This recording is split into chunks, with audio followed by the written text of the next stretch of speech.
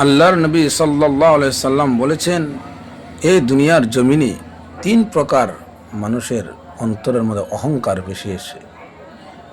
নম্বর এক, এই দুনিয়ার জমিনে যদি কোনো মানুষ অনেক টাকার মালিক হয়, অনেক সম্পদের মালিক হয়, বাড়ি গাড়ির মালিক হয়, ওই মানুষের অন্তরের মধ্যে অহংকার এসে যায়, আর সে নিজে নিজে ভাবে আমার চাইতে ধনী কে আছে এই দুনিয়ার জমিনে।